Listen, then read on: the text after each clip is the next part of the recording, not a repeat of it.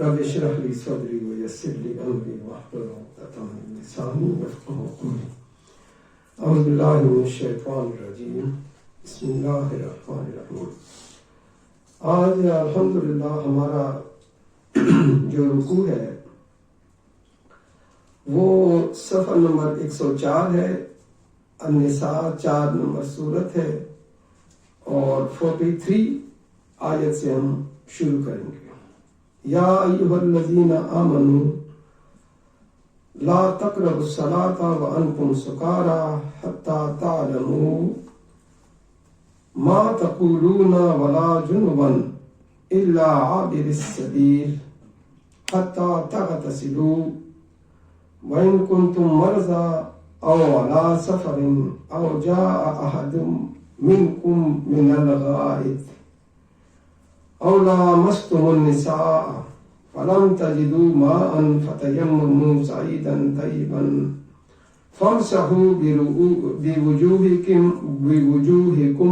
وأيديكم إن الله كان عفوا غفورا. مومنو، جب تم غنودگی کی حالت میں ہو تو جب تک منہ سے بولے گئے الفاظ کو سمجھنے نہ لگو تو نماز کے پاس بھی نہ جاؤ.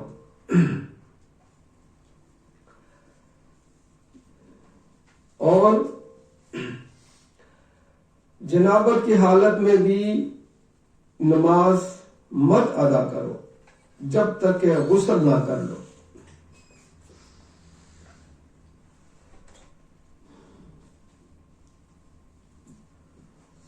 ہاں، اگر سفر میں ہو اور پانی نہ ملے اور غسل نہ کر سکو تو تیمم کر کے نماز پڑھ لو.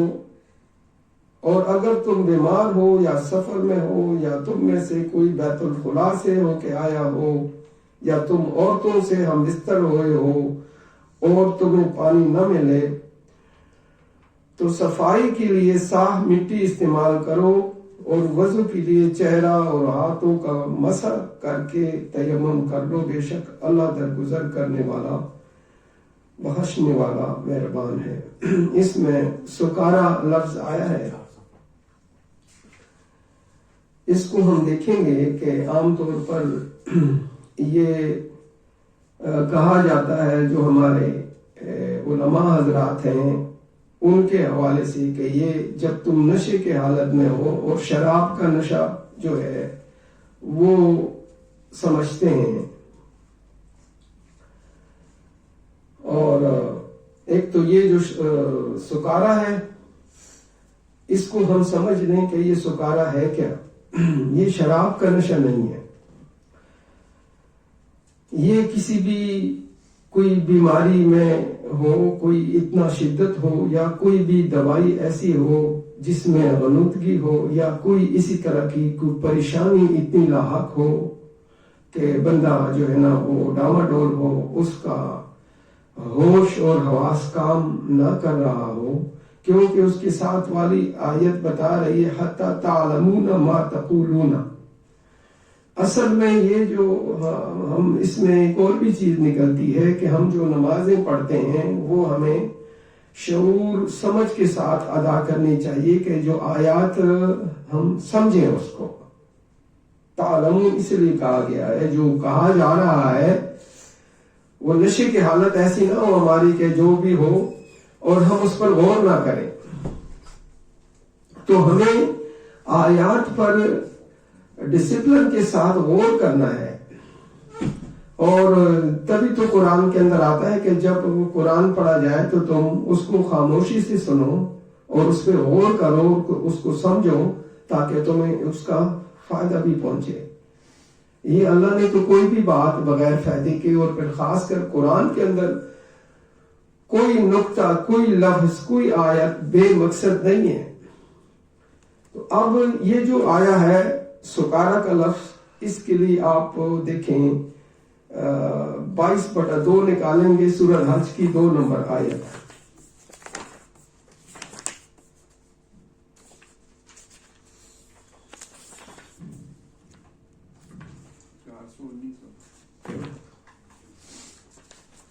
419 2 نمبر آیت آج کی ہے.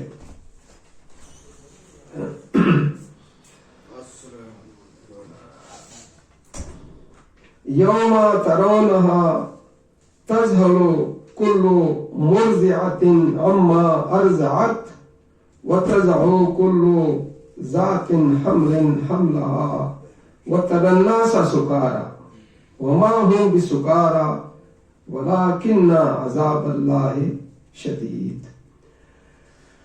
جس دن تم اسے دیکھو گے تو ہر دودھ پلانے والی عورت اپنے بچے کو بھول جائے گی اور حمل والے کا حمل بھی گر جائے گا، اور لوگ تجھے بدحواس اور مدہوش نظر آئیں گے. در حقیقت وہ بدحواس اور مدہوش نہیں ہوں گے، بلکہ در حقیقت اللہ کا عذاب ہی ایسا، یہ اللہ کا عذاب ہی بڑا سخت ہوگا. یہ وہ اللہ کے عذاب کی بات ہو رہی، وہاں کس نے شراب دے دی؟ تو بات تو پریشانی کی ہو رہی ہے. اس کو ہم جو ہے نا ذرا سمجھ کے لیں.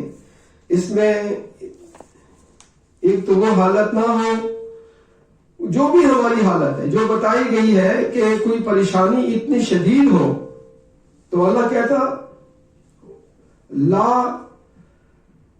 تقربوا الصلاۃ، مت جاؤ صلاۃ کے پاس، نماز پڑھنے کے لیے، وانتم سکارى، جبکہ تمہاری حالت یہ ہو کہ تم پریشان، انتہائی پریشان ہو. تمہیں نماز پڑھنے کا، وہ عربی پڑھنے کا، قرآن پڑھنے کا سمجھ ہی نہیں آئے گا. تو جو تم بول رہے ہو حتی تعلمون ما تقولون، جو تم آیت کو پڑھ رہے ہو تو وہ تمہیں علم یہ بھی ہونا چاہیے کہ سکارا والی حالت ہر وقت ہی نہ ہو کہ کسی بھی نماز ہمیں سمجھ ہی کوئی نماز نہ آئے اور ہم آیاتوں پر غور ہی نہ کریں. تو اس لیے وہاں جو ہے یہ کہا جاتا ہے کہ جی دوسری بات کہ جی وہ شراب اتنی زیادہ ہوتی تھی کہ وہ سارے لوگ پیتے تھے. شراب تو پہلے دن سے حرام ہے، جو حلال ہے جو حرام ہے وہ پہلے دن سے حرام ہے کی گئی ہے. اب اس میں بعد کے لوگوں نے، ہر نبی کے دور میں یہ حرام تھی. زنا ہر نبی کے دور میں حرام ہے. بہن اور بیٹی کے ساتھ جو نکاح ہے یہ ہر دور میں حرام ہے، شادی نہیں ہو سکتی. لیکن ہوتا کیا رہا ہے کہ جب ایک نبی آتے تھے کتاب کے ساتھ اور ان کے جانے کے بعد عرصہ گزر جاتا تھا، وہ بعد کے لوگ چیزوں کو خلط ملط کر دیتے تھے. یہاں تک آج ہماری یہ کتابوں کو بھی خلط ملط کیا، اللہ کی جو نازل کردہ کتابیں تھیں. اور کئی جگہ پر محمد رسول اللہ صلی اللہ علیہ وسلم کے بارے میں یا جو بھی انبیاء آتے تھے وہ جو چیزیں ڈالی ہوتی تھی، دین میں شامل کی ہوتی تھی، وہ اللہ پاک اپنی وحی کے ذریعے اس کی صفائی کروا دیتا تھا، اس کو نیٹ کلین کر دیتا تھا. اس کی مثال چھوٹی سی یہ میں دیتا ہوں کہ جیسے ایک سڑک بنی ہوئی ہوتی ہے جس سے لوگ جاتے رہتے ہیں اور لوگوں کا جانا بند ہو جاتا ہے کئی عرصے تک، سالوں تک. وہ سڑک پر مٹی بھی آ جاتی ہے، لکڑیاں بھی گر جاتی ہیں، اوپر سے پتھر بھی گر جاتے ہیں، اور اس کے لیے جو ہے وہ صفائی کی ضرورت ہوتی ہے.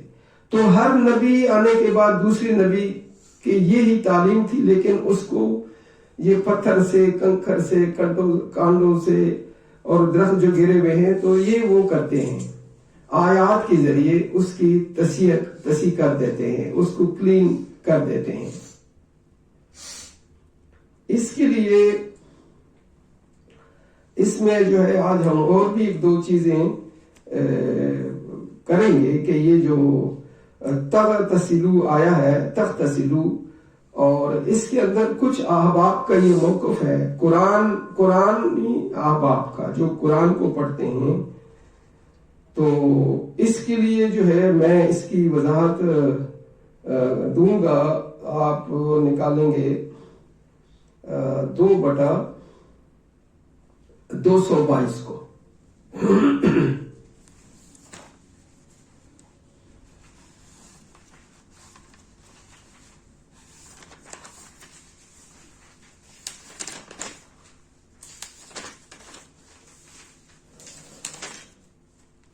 یہ صفحہ ہے 44.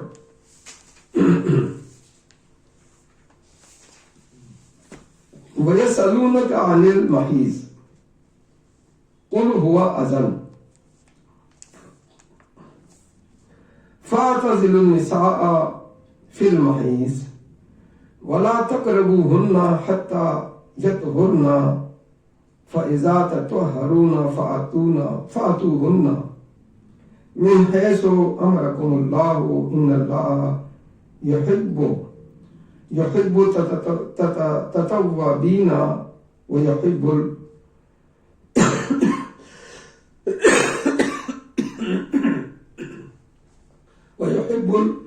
المتطهرين. ان کا یہ دعویٰ ہے اور لوگ آپ سے حیض کے بارے میں دریافت کرتے ہیں. آپ کہہ دو کہ وہ نجاست ہے. اصل میں یہاں اذن ہے. نجاست تو ہے لیکن یہ تکلیف کا عمل بھی ہے. وہ کہتے ہیں یہ جو پیریڈ ہے یہ تکلیف کی وجہ سے وہاں ممانعت ہے ملاپ کا، میاں بیوی کا، اور یہاں کوئی نجاست کی بات نہیں ہے. لیکن اگر وہ غور کریں تو نجاست اس میں ضرور ہے. یعنی اگر میں یوں ترجمہ کروں اور لوگ آپ سے حیض کے بارے میں دریافت کرتے ہیں، کہہ دو وہ تو تکلیف دہ نجاست ہے. تکلیف بھی ہے اور پلیتی بھی ہے، نجاست بھی ہے. اس لیے ایام حیض میں عورتوں سے پرہیز کرو اور جب تک وہ پاک نہ ہو جائیں. یہ کیوں کہا اللہ نے پاک نہ ہو جائیں؟ یہ اسی لفظ میں 222 میں یہ تطہرون متطہرون، یہ دیکھیں متطہرون لفظ آیا، یطہرون آیا، تطہرون آیا. 3 لفظ اللہ کو بولنے پڑے اسی آیت کے اندر، تو کوئی چیز گندگی ہے نا. اس کو سمجھنا چاہیے. اچھا، اس میں پھر ایک اور لوگوں کا موقف ہے کہ ہوا جیسے ہم پنجابی میں کہتے ہیں سڑ جائے، گیس خارج ہو جائے، اس سے بھی وضو نہیں ٹوٹتا. یہاں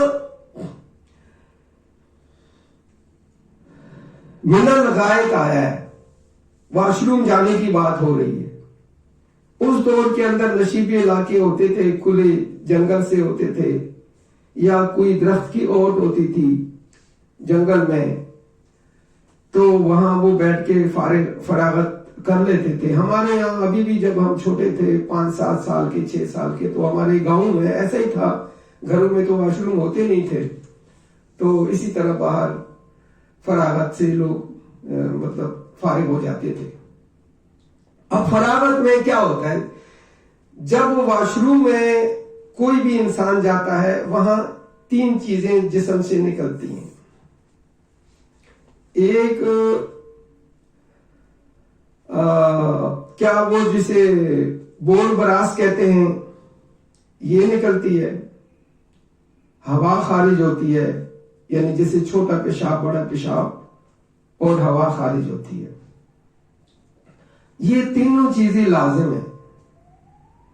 تو اسی لیے اللہ پاک یہاں کہہ رہا ہے، یہ اپنی جو ہمارا رکوع ہے 43 آیت میں، کہ مومنو جب تم غنودگی کی حالت میں ہو، تو یہ ترجمہ صحیح ہے، غنودگی والا، وہ شراب والا صحیح نہیں ہے. اور شراب کا جو ہے وہ دیکھیں آپ ذرا، شراب کا حوالہ دینا تھا 2/219 کو دیکھیں آپ ذرا.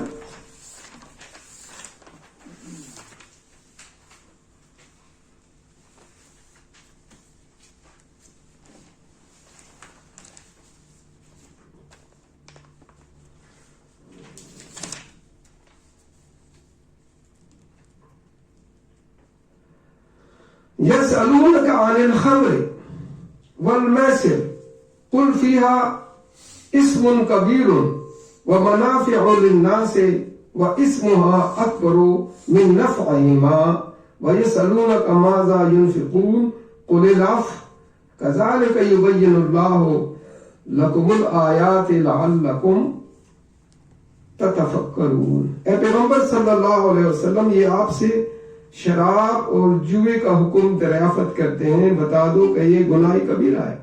وہ تو گناہ کبیرہ کے اندر آ گیا ہے۔ ہمارے یہاں ایسی روایات کے ذریعے آتا ہے کہ صحابہ اکرام جو ہے وہ جو ہے نا، یہ شراب کا حکم نہیں آیا تھا تو وہ اس شراب کو پیتے تھے ایسے، پھر جب حکم آ گیا تو جیسے مٹکوں میں بھرے ہوئے پانی گراتے تھے تو اسی طرح شراب کی مٹکے جو ہے وہ بہا رہے تھے۔ تو اللہ تو کہتا ہے کہ یہ تو ہے گناہ کبیرہ ہے شراب اور یہ جو جوا، اور لوگوں کے لیے فائدے بھی ہیں۔ ہو سکتا ہے کوئی تجارت میں کوئی فائدہ لینا چاہتا ہو اس سے، یا کوئی مجبوری میں کچھ کرتے ہوں، کوئی دوائی کے لیے کوئی استعمال کرتے ہوں، مگر ان کی گناہ دنیا اور آخرت میں فائدوں سے کہیں زیادہ ہے۔ گناہ زیادہ ہے، فائدے کم ہیں اس میں۔ اور یہ بھی تم سے پوچھتے ہیں کہ اللہ کی راہ میں کتنا مال خرچ کریں، کہہ دو کہ تم جو تمہاری ضرورت سے زیادہ ہو۔ اب یہ عام طور پر یہ جو بات آئی ہے اس کی بھی تھوڑی سی وضاحت کر دوں کہ ہمیں یہ کہا جاتا ہے، لوگ کہتے ہیں قرآن پر اعتراض کرتے ہیں کہ قرآن نے جو ہے حد کوئی نہیں مقرر کی کہ کتنی فیصد دینا ہے اللہ کے راہ میں۔ زکوٰۃ جو ہے وہ 2 قسم پر دینا ہے، اس کی آیات بھی موجود ہیں قرآن میں۔ ایک تو وہ جو انکم ٹیکس آپ دیتے ہیں حکومت کو، ایک تو یہ مد بنتی ہے کہ یہ انکم کے اوپر ہے، جو پرافٹ ہو رہی ہے، جو سامان، جو اشیاء، جو بھی کاروبار انسان کرتے ہیں اس میں سے وہ جو گورنمنٹ نے جو بھی مخصوص کیا ہے وہ ان کو دینا پڑتا ہے قانونی طور پر۔ جس ملک کے ہم شہری ہوں ان کے قانون ہم پہ لاگو ہوتے ہیں۔ وہ ایک تو یہ بات ہے کہ کاروبار میں انکم پر۔ دوسری جو زکوٰۃ ہے وہ آپ کے پیسے جو ہیں، جو ضرورت سے زیادہ ہے وہ تو اللہ کہتا ہے دو، لیکن وہ جو آپ نے دینے ہیں وہ اپنے ہمسایوں میں دیتے ہیں، وہ زکوٰۃ اور خیرات کے حوالے سے جو آپ دیتے ہیں، صدقات کے حوالے سے جو دیتے ہیں، رشتہ داروں میں دیتے ہیں، جو یتیم ہیں، جو بے آسرا ہیں، جو کوئی بیوہ ہیں، یا اس طرح کے محلے میں یا رشتہ داروں میں جو بھی آپ کو نظر آتا ہے وہ اللہ کے راہ میں۔ تو اس حوالے سے یہاں کہا گیا کہ جو تم سے ضرورت سے زیادہ ہے۔ اب ضرورت جو ہے وہ ہر آدمی کی اپنی اپنی ضروریات ہیں، اس میں سے پھر جو بچتا ہے وہ اللہ کے راہ میں اسی طرح دینا جو ضرورت سے زیادہ ہو، اور جو تمہاری ضرورت سے زیادہ ہو۔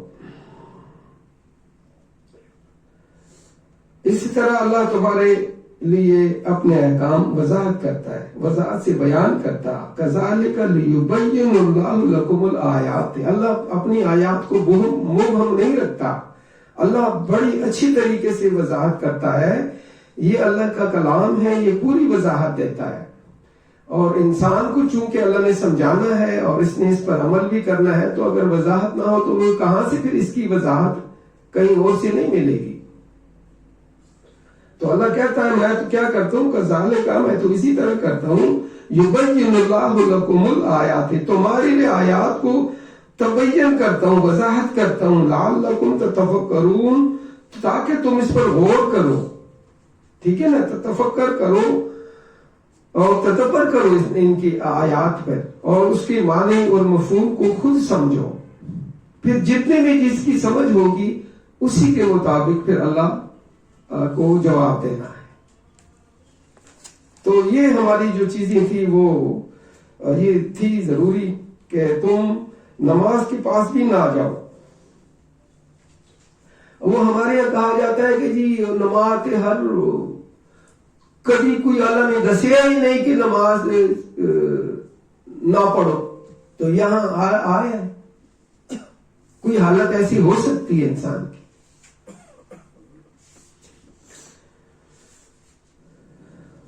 ولا جنوبا الا عابر السبیل حتی تغتسلوا. یہ آیت تو میں پڑھ چکا ہوں، اس کو میں ترجمہ ہی بیان کر دیتا ہوں. مومنو، جب تم غنودگی کی حالت میں ہو تو جب تک منہ سے بولے گئے الفاظ کو سمجھنے نہ لگو تو نماز کے پاس بھی نہ جاؤ. اور دوسری حالت جو ہے وہ ہے جنابت کی. جنابت کی حالت میں بھی نماز مت ادا کرو جب تک تم غسل نہ کر لو، پاک صاف نہ ہو جاؤ. اللہ کہہ رہے ہو اگر سفر میں ہو اور پانی نہ ملے اور غسل نہ کر سکو، پھر اس کی وجہ بتائیے. یہ دیکھیں آج ہمارے یہاں یہ جو لوگ قرآن پڑھ کر وہ کہتے ہیں ہم بہت زیادہ پڑھ چکے قرآن کو، ہمارا لیول بہت اونچا ہو گیا، ہم سمجھنے لگے ہیں یہ جو تم رکوع سجدے والی نماز کرتے ہو نا، یہ نماز ہی نہیں ہے. وہ اس کو کہتے ہیں یہ شرک کر رہے ہو تم. اب اللہ پاک اتنی تمہید کے ساتھ وہ جسم کو پاک رکھنا چاہتا ہے کہ جسم پاک ہو. اگر وہ پانی کے ساتھ ہوتا ہے، کوئی بھی چیز ہم اگر دھوتے ہیں، نہاتے ہیں، کوئی چیز صاف کرتے ہیں تو وہ پانی ذریعہ ہے جو اللہ پاک نے یہ نعمت دی ہوئی ہے. تو پانی کی بھی قدر کرنی چاہیے ہمیں. پانی کو ناجائز استعمال نہیں کرنا چاہیے. نلکے میں ہمیں جتنا ضرورت ہے اتنا استعمال کریں، اس کو ضائع نہ کریں. اس کی بڑی اہمیت ہے. یہ پانی جو ہے یہ آپ کبھی پہاڑی علاقوں میں جاؤ، وہ بڑے دور چشمے ہوتے ہیں یا کوئی کنواں ہوتا ہے، اس سے پھر ہم نے یہ دیکھا ہے کہ خواتین رات کے ٹائم میں وہ لاتی ہیں، اپنے سروں پہ رکھتی ہے، یا وہ مشک قسم کی چیزیں اس کو برتی ہیں. تو یہ پانی کا اللہ پاک نے کتنا اہم ہم انسان، بلکہ قرآن تو کہتا ہے یہ ساری چیزوں کی حیات جو ہے، زندگی، یہ پانی کی وجہ سے ہے. تو اس کو ہم نے ضائع نہیں کرنا. اب اللہ نے کہا کہ تمہارے پانی اگر نہ ملے تو وہ نماز کی اہمیت کے بارے میں بتایا جا رہا ہے کہ پھر تم تیمم کر لو. وہ عارضی طور پر مٹی کے ساتھ لو صاف، یہ لکھا ہوا، میں اسی کو پڑھ لیتا ہوں. تو اس تیمم کر کے پھر نماز پڑھ لو. اور اگر تم بیمار ہو یا سفر میں ہو، دیکھیں کتنی کوئی بھی چیز، اس کی وضاحت اللہ کر رہا ہے. ایک ایک چیز بتانا چاہ رہا ہے، ایک ایک چیز بتائی ہے کتاب میں، اس کی وضاحت ہی اللہ نے. اور تم بیت اللہ سے ہو کے آئے، بیت الخلا سے ہو کے آئے ہو، یا تم عورتوں سے ہم بستر ہوئے ہو اور تمہیں پانی نہ ملے تو صفائی کے لیے صاف مٹی استعمال کرو اور وضو کے لیے چہرہ اور ہاتھوں کا مسح کر کے تیمم کر لو. بے شک اللہ درگزر کرنے والا ہے، بخشنے والا ہے. وہ جب بندہ اپنے مقام کو پہنچے گا، جب سفر ختم ہوگا، جہاں اس کو پانی میسر ہوگا، پھر وہ ساری چیزیں پاک صاف ہو گئی اس سے. تو کتنی وضاحت اللہ پاک نے دی اپنے آیات میں. أَلَمْ تَرَ إِلَى الَّذِينَ أُوتُوا نَصِيبًا مِنَ الْكِتَابِ يَشْتَرُونَ الضَّلَالَةَ وَيُرِيدُونَ أَن تَضِلُّوا السَّبِيلَ. بھلا تم نے ان لوگوں کو نہیں دیکھا جن کو ہم نے کتاب کے ذریعے ہدایت سے نوازا گیا تھا، مگر وہ گمراہی خریدتے ہیں اور چاہتے ہیں کہ تم بھی کتاب اللہ کے راستے سے بھٹک جاؤ. ان تضلوا السبیل، جیسے سبیل ہے یہ راستہ ہے، جیسے سبیل المومنین کہا ہے، جیسے یہ اللہ و رسول کا جو طریقہ ہے، جو احکامات ہیں قرآن کے اندر، اس پر عمل کرنے کے لیے. تو یہ جو کتاب ہے، ذالک الکتاب لا ریب فیہ، یہ کتاب جو ہے اس کے مطابق ہم نے رہنا ہے. ایک کتاب کے ساتھ چمٹ کے رہنا ہے. اس کی آگاہی جب کسی بھی انسان میں آ جائے تو پھر وہ اس کے ساتھ جب لگ جاتا ہے تو پھر خود بخود یہ کتاب کا کام یہ ہے کہ وہ شعور کو پھر بڑھاتا رہتا ہے انسانوں کے. اس کے لیے میں ایک حوالہ دیتا ہوں، یہ 43 نمبر سورت کی 43 نمبر آیت.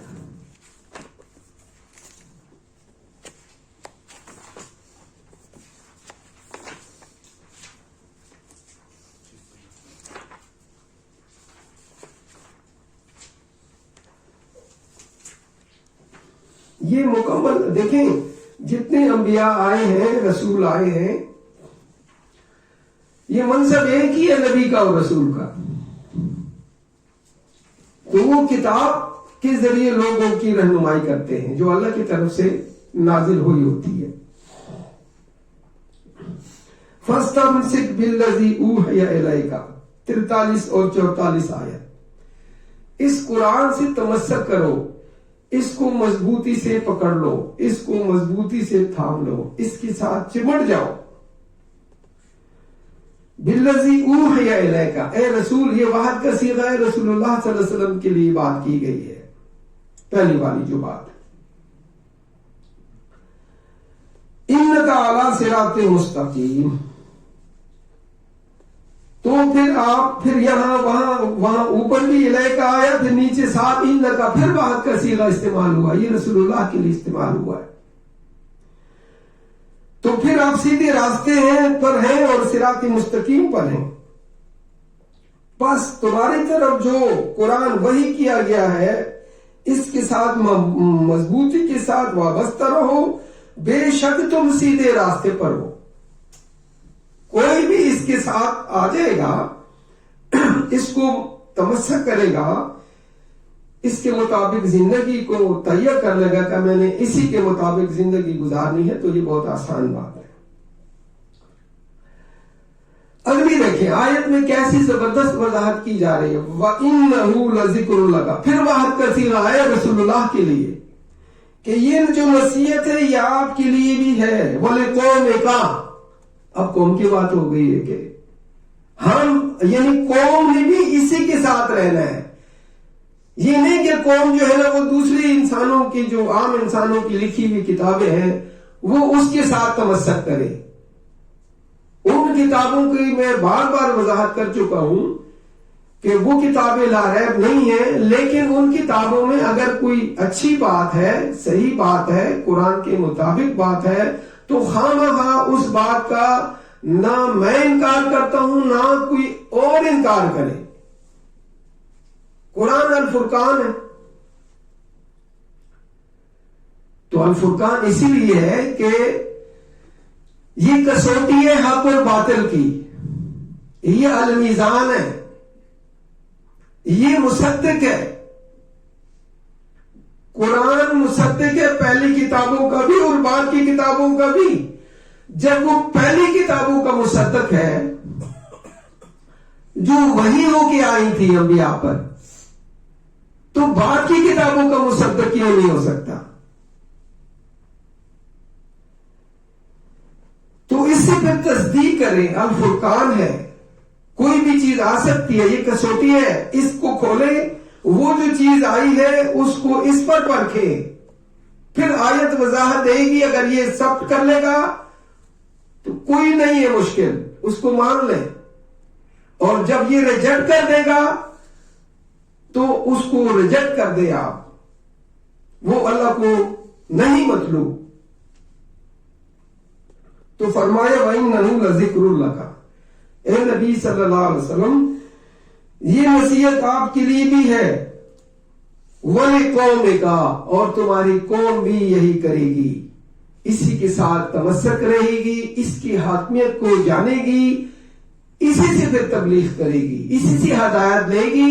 اور جتنا بھی وہ سمجھے وہ آگے بھی یعنی پہلے خود عمل کرے، اس کو سمجھنے کی کوشش کرے اور پھر آگے بیان بھی اس کو کرے. یہ ذمہ داری ہے. آگے فرمایا وَسَوْفَ تُسْأَلُونَ. یہ پھر جمع آ گیا. اور یہ قرآن آپ صلی اللہ علیہ وسلم اور آپ کی قوم کے لیے یاد دہانی ہے، نصیحت ہے، اور تم سب سے جلد اس کے بارے میں پوچھا جائے گا. ہم پوچھیں گے تم سے. دنیا میں یہ جو ہماری زندگی ہے، یہ جو ہمیں اللہ نے وقت دیا ہے، تو یہ اللہ کی امانت ہے. ہم حساب سے اور طریقے سے یہ زندگی کو ہم گزاریں.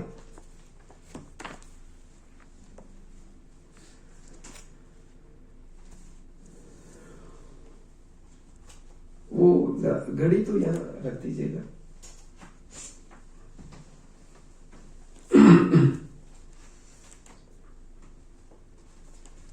جزاک اللہ.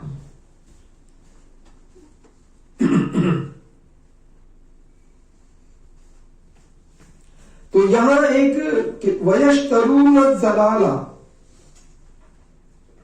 مگر وہ گمراہی خریدتے ہیں. دیکھیں گمراہی جب ہم اس سے ہٹ جائیں گے نا، کتاب اللہ سے، اس نصیحت سے جب ہم اس کو چھوڑ دیں گے تو پھر گمراہی ہی گمراہی ہے، پھر اندھیرا ہی اندھیرا ہے. پھر جو ہماری زندگی گزرے گی وہ اندھیرے میں گزرے گی، لا علمی کے اندر گزرے گی، جہالت کے اندھیرے ہیں وہ کفر کے پھر اندھیرے، وہ اندھیرے میں پھر بھٹکتے رہیں گے. جبکہ اللہ نے یہ کہا یہ نور ہے، یہ ہدایت ہے، یہ روشنی ہے، تو وہ تو بندہ خوش قسمت ہے جو قرآن کے ساتھ تمسک ہو گیا، روشنی کے ساتھ، ہدایت کے ساتھ، رہنمائی کے ساتھ جو ہے وہ لگ گیا. وہ خوش قسمت ہے کہ وہ اللہ کے کلام کے ساتھ وہ جڑ گیا، بجائے دوسری کتابوں کے ساتھ جڑنے کے اللہ کے کلام ہی کے ساتھ جڑنا چاہیے. یہ ہماری خوش قسمتی بھی ہے کہ آج ہم اس کتاب کو کھولے ہیں اور جتنا بھی ہم اس سے سمجھنے کی یہ کوشش ہے جو ہم کر رہے ہیں.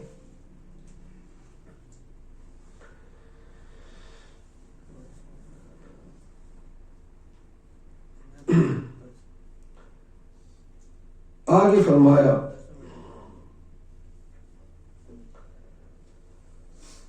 یہ 44 آیات کو بس وہ سرسری پڑھ لوں. الم تر الی الذین اوتوا نصیبا من الکتاب یشترون الضلالۃ ویریدون ان تضلوا سبیلا.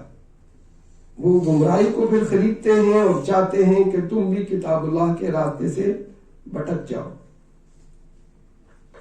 واللہ اعلم باعدائکم وکفا باللہ ولیا وکفا باللہ نصیرا.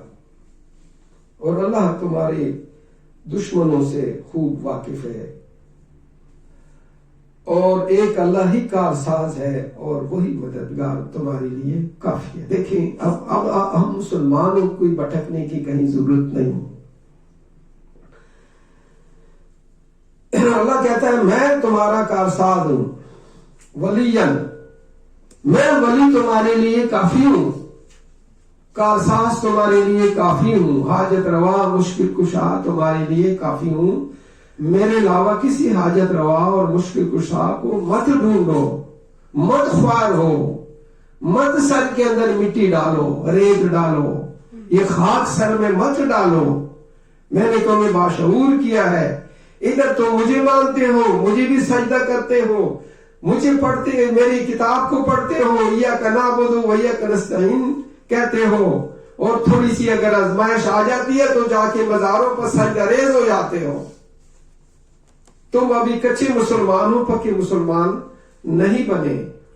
تمہارا جو کلمہ ہے وہ ابھی گلے تک ہے، پورا ابھی تم نے اپنے آپ پر نافذ نہیں کیا. ہمیں جو لا الہ الا اللہ ہم نے پڑھا ہے اس کو سمجھنا چاہیے، ہمیں اس کا ترجمہ ہمیں لینا چاہیے. میں اکثر 2-3 چیزوں کی کہی، جو ہم نے کلمہ پڑھا ہے لا الہ الا اللہ محمد الرسول اللہ، اس کی ہمیں اسپیشلی طور پر محمد الرسول اللہ صلی اللہ علیہ وسلم کے عمل کو لینا ہے، آپ کی اتباع کرنی ہے. یہ کوئی زیادہ مشکل نہیں ہے. لیکن لا الہ الا اللہ کی وضاحت کو ہم وضاحت کریں، جن کو بھی وضاحت آتی ہے کہ ایک الہ ہے جو بگڑی بنانے والا ہے، جو مشکلوں کو دور کرنے والا ہے، جو صرف الا اللہ ہے، بس بارشیں برساتا ہے، تمہارے رزق کا انتظام کرتا ہے، تمہارے لیے آسمان بنایا، زمین بنائے،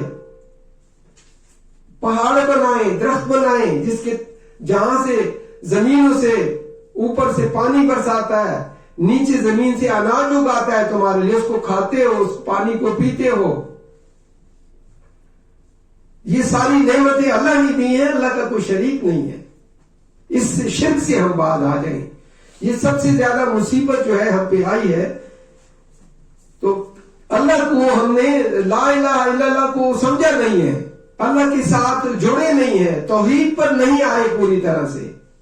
بس زبانی کلامی ہمیں مسلمان نہیں ہونا چاہیے. ہمیں اللہ نے کسی مقصد کے لیے بھیجا ہے دنیا میں، بے مقصد کوئی بھی چیز نہیں آئی ہے. یہ سارا سسٹم اللہ نے جو بنایا ہے، ایک عام انسان جو ہے ایک ملازم کو رکھتا ہے، وہ بھی اگر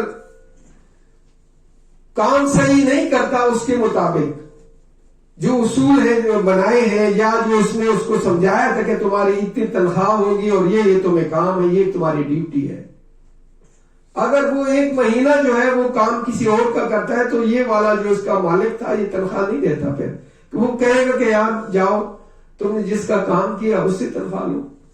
تو میرے بھائی اسی طرح ہم عبد ہیں اللہ کے، ہم عباد ہیں، اللہ کے بندے ہیں، اور اللہ کہتا ہے میں نے انسانوں کو اور جنات کو اپنی بندگی کے لیے، یعنی اللہ نے اپنے قانون کے اوپر یہ چلے اور اللہ کی عبادت کریں،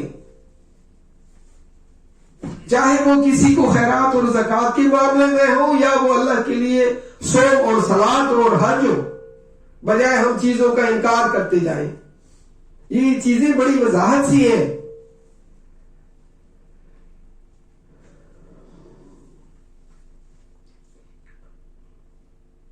تو فرمایا کہ پھر تم کتاب کے راستے سے بھٹک جاؤ گے، ان تضلوا السبیلا، پھر گمراہ ہو جاؤ گے تم اس راستے سے، اللہ اور رسول کے احکامات ماننے سے پھر تم منکر ہو جاؤ گے. واللہ اعلم باعدائکم وکفی باللہ ولیا وکفی باللہ نصیرا. تو ہم اس آیت پر تھے 45 کے آخر پر کہ ایک اللہ ہی کا استاد ہے اور وہ مددگار جو ہے وہ تمہارے لیے کافی ہے. تو اللہ کو چھوڑ کر کہیں نہیں جانا چاہیے، کہیں سے مرادیں نہیں پوری کروانی چاہیے، اللہ ہی سے لیں. جب ہم یہ اقرار کر چکے ہیں کہ ایاک نعبد و ایاک نستعین، یہ کیوں بار بار جو نماز آپ پڑھتے ہیں ہم پڑھتے ہیں تو بار بار اس کو قرآن میں آپ اس فاتحہ پڑھتے ہیں، اس فاتحہ کے سورت فاتحہ کے بغیر تو نماز ہوتی نہیں ہے. تو اس لیے اس کو بار بار اللہ پاک نے اس طرح بس میں رکھا ہے کہ یہ جو میرا بندہ ہے یہ بھول چوک جائے، بھول جاتا ہے، یہ جلدی بھول جاتا ہے، اپنے فائدے کی چیز کو تو نہیں بھولتا، اور رات کو بھی پھر حساب لگاتا ہے دکان کے، لیکن اللہ کے بارے میں یہ بھول جاتا ہے. تو اللہ کہتا ہے یاد دہانی کے لیے آگے بھی ہمیں یہ پڑھا ہے کہ حتی تعلمون تقولون، یہ باتیں جو ہے نا یہ ہمارے فائدے کی ہیں اور ہماری زندگی بنے گی اس سے، اور پھر اللہ کو کچھ ہمیں مشکل نہیں ہوگا بتانے میں.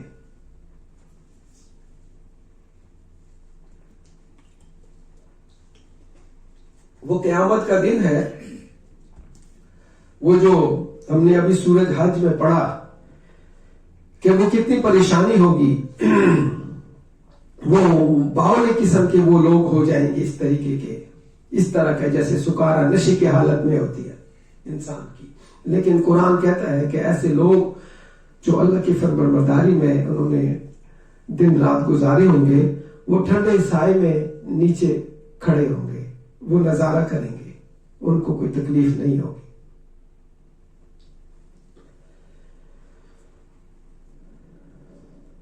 من الذین ہادوا یحرفون الکلم عن مواضعہ وَيَقُولُونَ سَمِعْنَا وَعَصَيْنَا وَاسْمَعْ غَيْرَ مُسْمَعٍ وَرَاعِنَا لَيًّا بِأَلْسِنَتِهِمْ وَطَعْنًا فِي الدِّينِ وَلَوْ أَنَّهُمْ قَالُوا سَمِعْنَا وَأَطَعْنَا وَاسْمَعْ وَانظُرْنَا.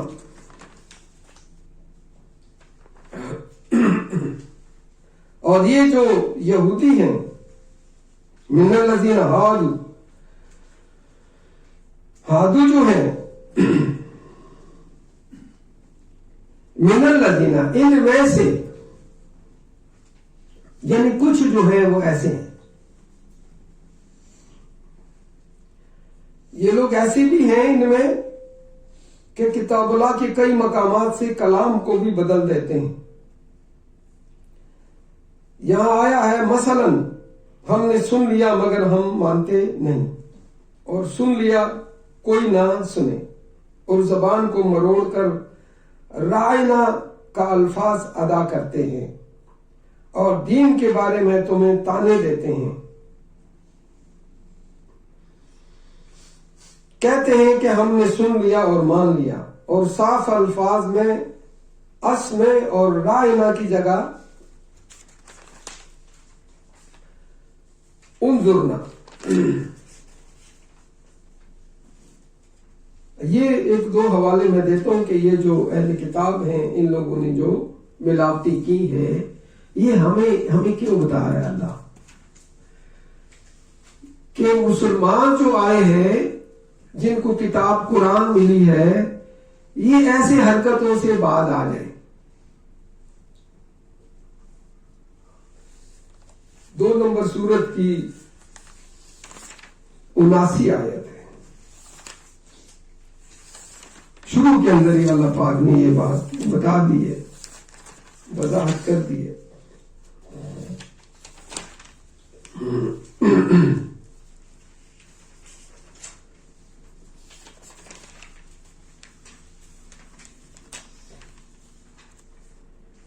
یہ صفحہ ہے 15. فوائل للذین یکتبون الکتاب بایدیہم ثم یقولون ھذا من عند اللہ. افسوس تو ان لوگوں پر ہے جو اپنے ہاتھ سے کتاب لکھتے ہیں اور کہتے ہیں کہ یہ بھی اللہ کی طرف سے وحی نازل ہوئی. فوائل للذین، افسوس ہے ان کے، ویل ہے، ویل، بربادی ہو ان لوگوں کی جو ہاتھوں سے کتاب لکھتے ہیں، خود لکھتے ہیں، بیٹھ جاتے ہیں. کوئی نبی رسول نہیں ہے، للذین آیا ہے. یہ ایسے لوگ ہیں جو اپنے ہاتھوں سے کتاب لکھتے ہیں، پھر کہتے ہیں سننا، اس کے بعد کہتے ہیں یقولون ھذا من عند اللہ، کہ یہ اللہ کی نازل کردہ ہے، یہ وحی ہے. میری کتاب کو، عام انسانوں کی کتاب کو اللہ کی کلام کے ساتھ ملاتے ہیں. یہ اتنا بڑا پھر حوصلہ ہو جاتا ہے. آج ہمارے یہاں بھی بہت ساری کتابیں نکلی ہوئی، ہر فرقے والوں نے اپنی اپنی کتابیں بنائی. حال دیکھیں، آپ غور کریں کہ کتنے مسلمانوں میں فرقے بن گئے اور اس کو ذریعہ معاش بنا دیا. وَلَا تَشْتَرُوا بِآيَاتِي ثَمَنًا قَلِيلًا، منع کیا اللہ نے کہ میری آیات کو ذریعہ معاش مت بناؤ، بیچو مت اس کو اللہ کے لیے بیان کرو تاکہ اللہ کی جو بندے ہیں، انسان ہیں، ان کو رہنمائی ملے. بس یہ بہت بڑا امتحان ہونا ہے، یہ بہت بڑا امتحان ہے کہ ہم دنیا میں کوئی تھوڑا سا جو ٹائم ملا ہے اگر ہم ضائع کر دیں اور اس کتاب اللہ کے ساتھ نہ جوڑیں تو ہمارے لیے خطرہ ہی خطرہ ہے. چاہے ہم یہودی تھے، کوئی یہودی ہے یا کوئی مسلمان ہے، اگر وہ اپنی دین سے، اپنے ہدایت سے، اپنے کتاب کے بارے میں اس کو ہوش نہیں ہے، حواس نہیں ہے، اس کو پتہ نہیں ہے، علم نہیں ہے، اس کو آگاہی نہیں ہے کہ میں نے کیا کرنا ہے اور کس لیے میں دنیا میں آیا ہوں، تو وہاں اللہ کے ہاں ہر ایک کو حساب دینا ہے. کہا ھذا من عند اللہ لیشتروا بہ ثمنا قلیلا. اس کا مقصد یہ ہے کہ وہ غلط ادھر ادھر کی باتیں بنا کے تو روٹی پانی کا وہ ذریعہ بنا لے، اس کو بیچنے کا ذریعہ بنا لے. ثمنا قلیلا، جو دنیا کی مفادات ہیں وہ اس کو مل جائیں. آگے پھر فوائل لہم مما کتبت، ان کی خرابی ہو، ان کے لیے بربادی ہو کہ یہ جو کتاب لکھتے ہیں اپنے ہاتھوں سے، وویل لہم مما یکسبون، یہ روزگار انہوں نے بنا لیا ہے، کسب بنا لیا ہے انہوں نے. تو ایسے یہ ہمیں ہدایت کیوں کی ہے؟ یہ پہلے کی باتیں ہمیں کیوں بتایا جا رہا ہے؟ لوگ کر رہے ہیں اور آج بھی موجود ہیں. یہ ہوتا رہے گا. کیوں ہوتا رہے گا؟ شیطان جو ہے اس نے اللہ سے مہلت لی ہے کہ مجھے ٹائم ملے میں تیرے بندوں کو گمراہ کروں. یہ اللہ کے مقابلے میں آیا ہے اور آزمائش انسان کی ہو رہی ہے بیچ میں. تو ہمیں اپنے رخ کو، اپنے راستے کو سیدھا کر کے اور سمجھ کے قدم رکھنا ہے اور آگے بڑھنا ہے۔ اب 174 اور 175 میں پھر اللہ پاک نے یہی بات دہرائی ہے۔ اس میں ایک ساتھ ہی ہوگا، اس آیت کو لے لیتے ہیں۔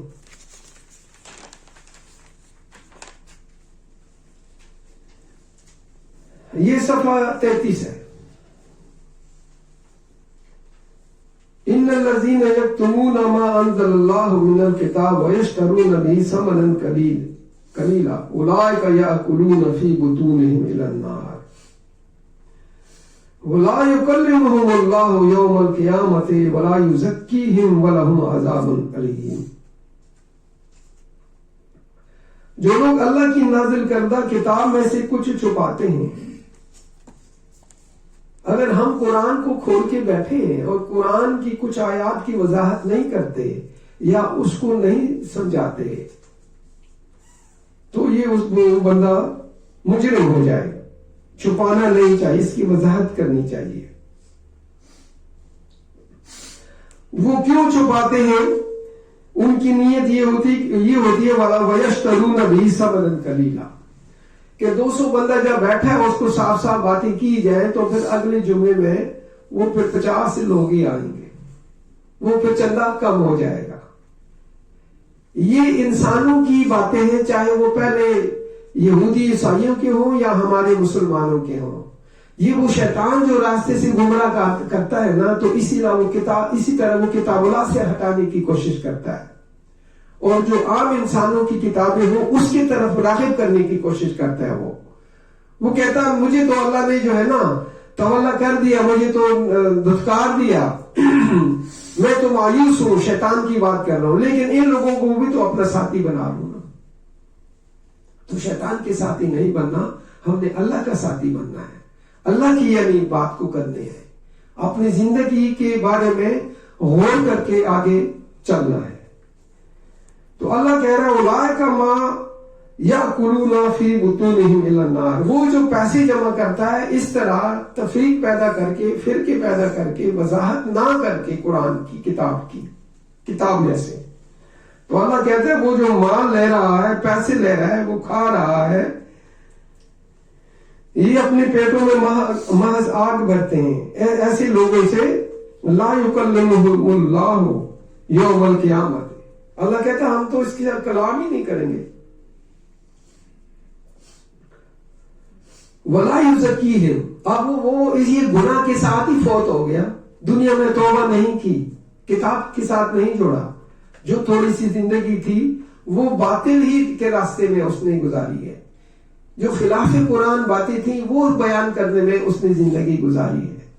تو اللہ کہتا ہے اسی طرح فوت ہو کے میرے پاس آ گیا تو ہم ولا یزکیہم، اب یزکی ہونے کا، صفائی کا، پاکی کا گناہوں سے، اب اللہ کہتا ہم نہیں پاک کریں گے تجھے مہلت دی تھی، ایک ٹائم دیا تھا، اس میں تم نے یہ صفائی اختیار نہیں کی، عقیدے کی یہ جو ہے نا یہ گندگی عقیدے کی بتائی جا رہی ہے، کپڑوں کی نہیں بتائی جا رہی، خالص عقیدے کے ساتھ نہیں گیا، شرک والے عقیدے کے ساتھ وہ پہنچ گیا اللہ کے پاس۔ اللہ کہتا ہے دفع ہو جا سکتے وَلَهُمْ عَذَابٌ عَلِيمٌ، اب تجھے عذاب علیم کا مزہ چکائیں گے۔ اولئک الذین اشتروا الضلالۃ بالہدی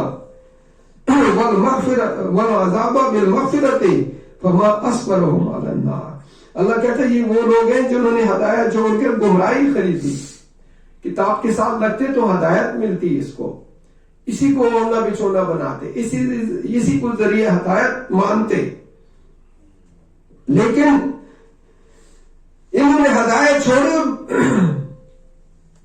گمراہی خرید لی ہدایت کے بدلے، اور بخشش ہونی تھی اس کے بدلے انہوں نے عذاب خریدا ہے۔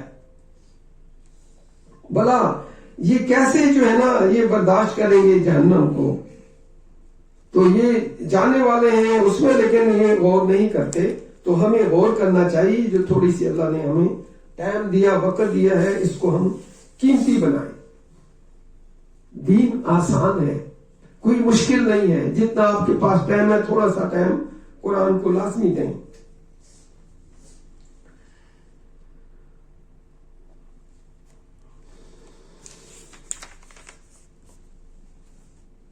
اور فرمایا اس کی یہ جو ہماری 46 آیت تھی اپنی رکوع کی، اس کا میں ذرا اس کا ترجمہ بھی پڑھ لوں. اور یہ جو یہودی ہیں ان میں کچھ لوگ ایسے بھی ہیں کہ کتاب کے کئی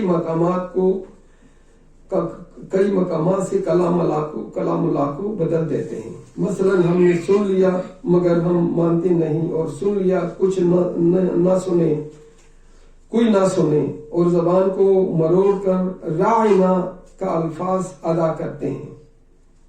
یہ اس دور کے اندر رسول اللہ صلی اللہ علیہ وسلم کے ساتھ یہ معاملات کرتے تھے، اور دین کے بارے میں تمہیں تانے دیتے ہیں. اگر وہ یوں کہتے کہ ہم نے سن لیا اور مان لیا اور صاف الفاظ میں اسمائیں اور رائنا کی جگہ انظر نہ کہتے تو ان کے حق میں بہتر تھا.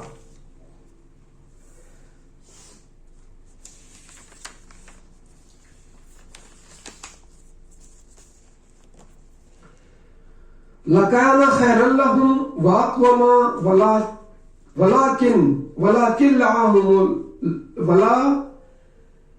لَعَنَهُمُ اللَّهُ بِكُفْرِهِمْ فَلَا يُؤْمِنُونَ إِلَّا قَلِيلًا.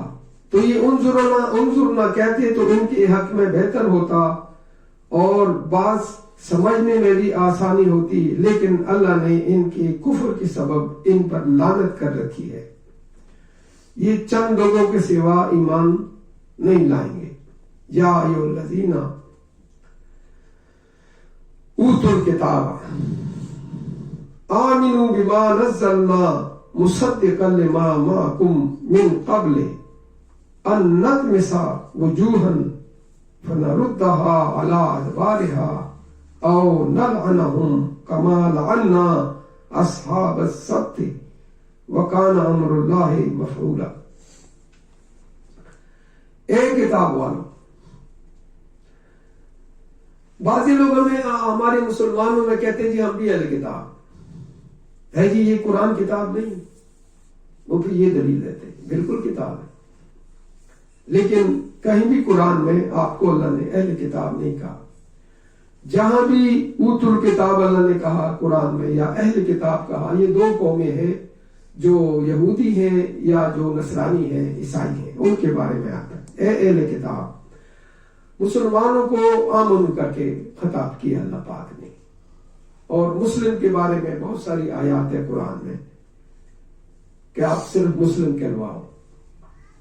اور مسلم کے بارے میں یہ جتنے انبیاء گزرے ہیں ان کے نام کے ساتھ بھی مسلم آتا ہے، تو ہمیں مسلمان ہی کہلوانا چاہیے. اب ہمارے یہاں بھی فرقے آ گئے نا، جیسے پہلے تھے یہ اہل کتاب تھے، یہودی اور عیسائی تھے، اور ان الذین اشرکوا والذین اشرکوا مشرک لوگ تھے، جیسے ہندو قسم کے لوگ ہیں یا ستارہ پرست قسم کے لوگ ہیں. آج ہم بھی فرقوں میں بٹ گئے. ہمارے یہاں بھی کہا یہ دیوبند ہے، یہ بریلوی ہے، یہ اہل حدیث ہے، یہ ان کا مکتب فکر ہے، یہ ان کی مسجد ہے، یہ ان کا مکتب فکر ہے، یہ ان کی مسجد ہے. تو ہمیں فرقہ بندی میں شامل نہیں ہونا، صرف مسلم ہے. یہاں اللہ کے فرمانبردار رہنا ہے. مسلم کا مطلب ہی یہی. تو کہا یا ایھا الذین اوتوا الکتاب، اے کتاب والو، ہماری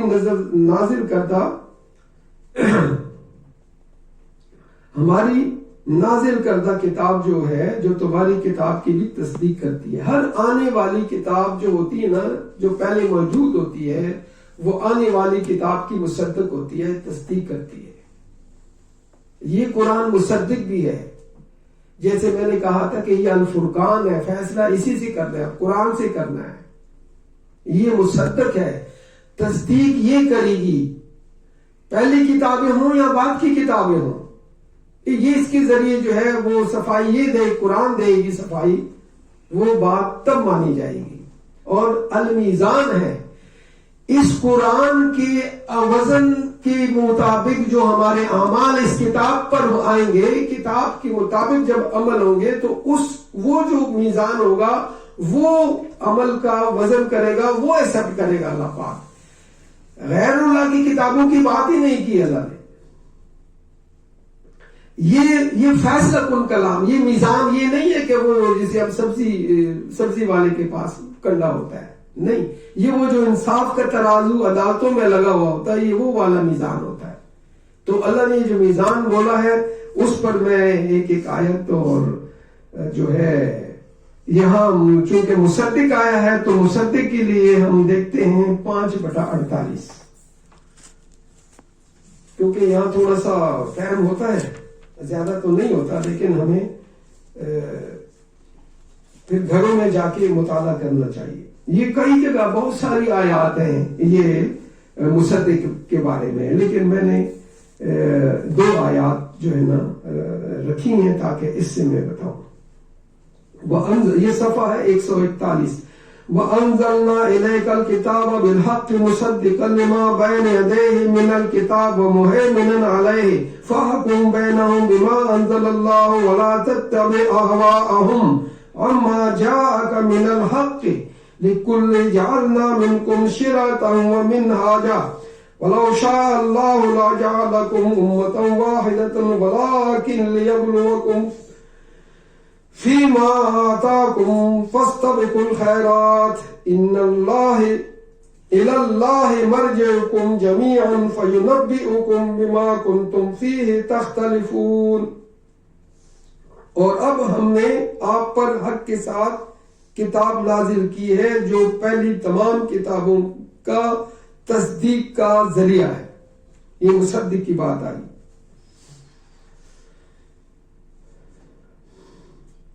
اور ان کی تعلیم سمیٹے ہوئے اب وہ جو ہدایات تھی ساری اسی میں آئی ہے، اور اس کو ایکسپٹ کیا ہے، کتاب نے تصدیق کی تو اس نے اپنے اندر شامل کر لی، وہ مہیمنن ہوگی، اس کے اندر آ گئی وہ کتابیں، وہ ہدایت، وہ رہنمائی، اور جہاں جہاں ملاوٹ تھی اس کو اللہ پاک نے اس میں شامل نہیں کیا، اس کی چنائی کر لی، یعنی چھانٹی کر لی اللہ پاک نے۔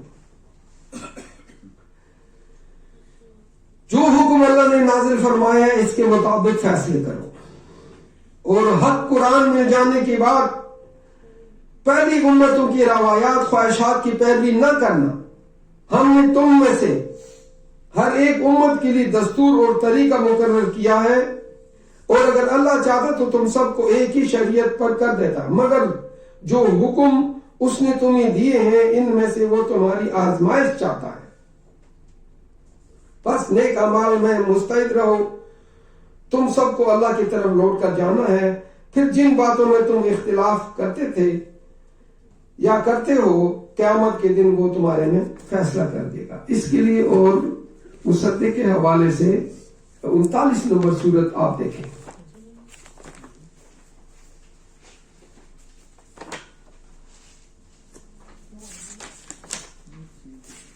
39 سورت کی 33 آیت۔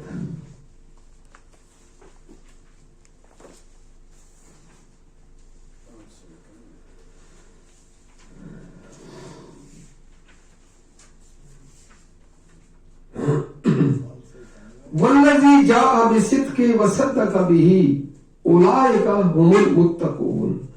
جو شخص سچ یعنی قرآن کی کتاب لایا اور اسی سے اور اس قرآن کے ذریعے ہی اپنے عقائد اور اعمال کی تصدیق کی تو ایسے ہی لوگ متقی ہیں۔ یہ اس کو کسوٹی سمجھا، اس کے ذریعے ان کی تصدیق کرنی یہ لازم ہے۔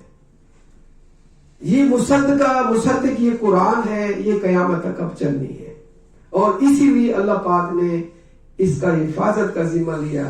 ذالک الکتاب لا ریب فیہ ھدی للمتقین نحن نزلنا ذکر وإنا لہ لحافظون، اور بے شمار آیات ہے اس کے بارے میں۔ تو فرمایا اے کتاب والو، ہماری نازل کردہ کتاب جو تمہاری کتاب کی بھی تصدیق کرتی ہے ایمان لے آؤ۔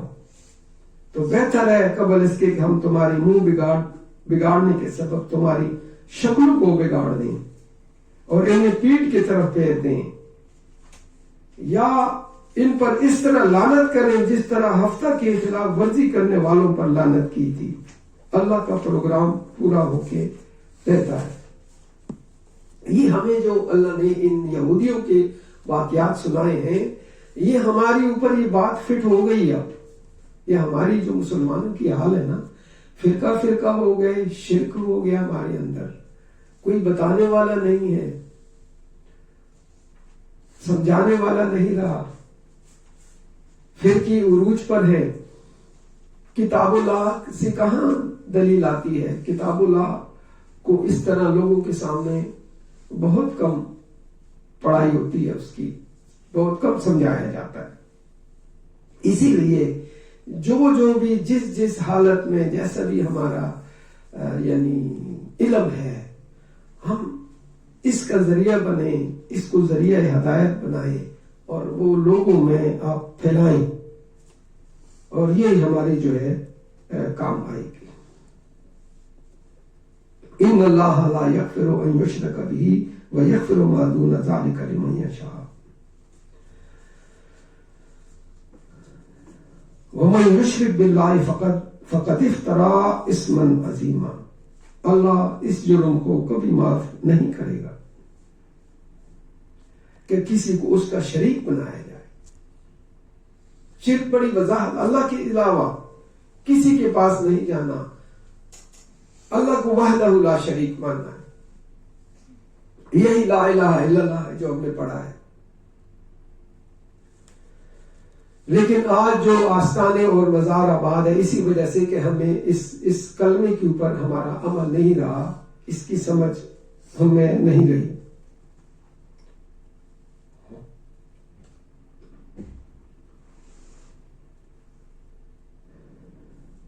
فرمایا ان یشرک بہ ویغفر ما دون ذلک لمن یشاء. جس نے شرک نہیں کیا، اس کے علاوہ اگر کوئی کمی کوتاہی ہے تو اس کی معافی کی چانس ہو سکتے.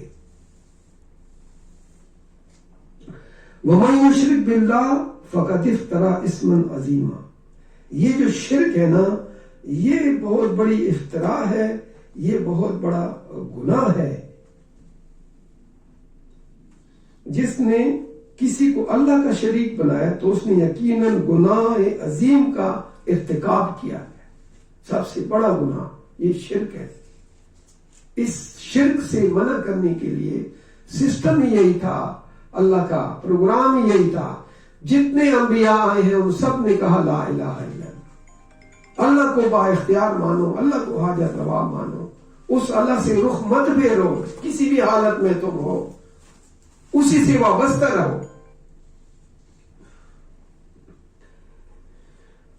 الم تر الی الذین یزکون انفسهم بل اللہ یزکی من یشاء ولا یظلمون فتیلا.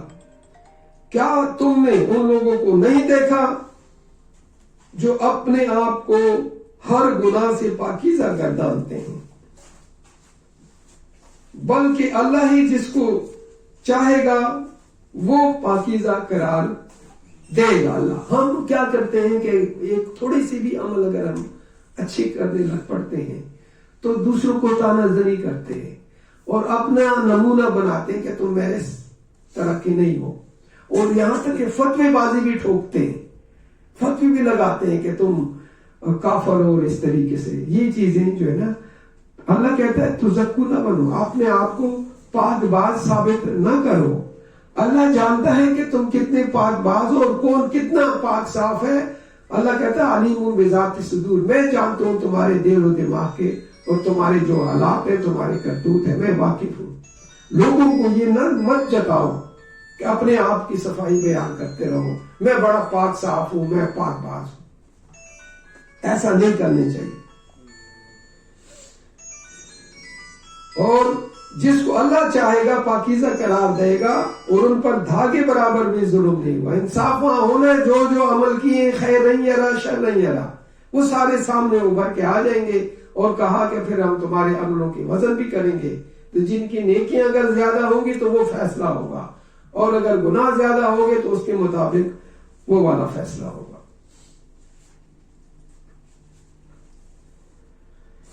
انظر کیف یفترون علی اللہ الکذب وکفی بہ اثما مبینا، دیکھو یہ شرک عقائد اللہ ہی کے نام سے جھوٹی روایات سے گڑتے ہیں اور ان کا یہ سری گناہ کافی ہے۔ تو ہمیں دیکھیے اللہ کے، میں آپ کو ایک قول بیان کرتا ہوں جو حضرت علی رضی اللہ تعالیٰ عنہ سے کی طرف سے آیا ہے، لیکن پتہ نہیں وہ کسی کتاب میں ہے۔ تو آپ نے کہا کہ اللہ کے رسول صلی اللہ علیہ وسلم کی طرف ہر بات کو منسوب نہ کرو، بلکہ دیکھو کہ وہ کتاب اللہ کے خلاف نہ ہو۔ وہ بات اگر یا وہ کام جو تم نے رسول اللہ صلی اللہ علیہ وسلم کی طرف منسوب کیا تو اس میں فرمایا ہے کہ تمہارا ٹھکانہ پھر جہنم ہوگا۔ تو اللہ پاک ہمیں توفیق دے کہ ہم ثابت قدمی سے رہیں اور کتاب کے ساتھ اللہ ہمیں جوڑے۔ وآخر دعوانا الحمد للہ رب العالمین، سبحان ربک رب العزت عما یصفون وسلام علی المرسلین والحمد للہ رب العالمین۔ کوئی بات